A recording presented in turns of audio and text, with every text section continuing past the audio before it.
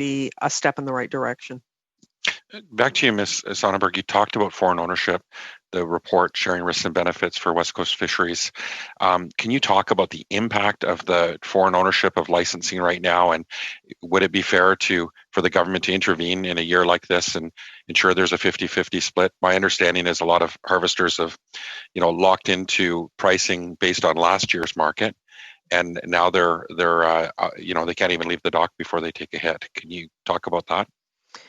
Well, there's a couple of different fronts on this discussion. Number one is the Canadian resource needs to be in hands of Canadians. And that is a huge concern to the Federation, is that there is an erosion of control in terms of some of the state-owned enterprises that are trying to buy up our resource. And I think that's something I'd like to flag to the committee. In terms of what's going on the water in British Columbia, that is a situation that's very unique. This committee made some very great recommendations in terms of getting a change. I mean, to change the tide, really, and to start down in a different direction.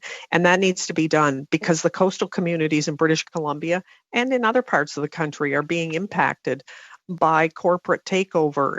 And our communities run on the support that they get from these enterprise owners, owner-operators, independent harvesters, whatever the terminology is that you use in your region. And in BC, it's independent harvesters. These folks need to be assisted, and we need to see some dedicated help go to them, and it needs to happen quickly. We don't have time to languish in possible solutions. We need to get to the table. We need to find some things that will help them solidify their operations and be able to go forward. And financially, they're going to have assistance too. And this package that's coming out, the fish harvester relief package, even if we could have some details around it so that people would have some understanding of what their eligibility might look like. And I think that's been a huge issue, and I'm sure you've heard it from some of your own constituents, that not knowing is almost as bad as being rejected when you apply for the program. So those are some of the things that I think we'd like to see right away. Thank you. Thank you for that. That's very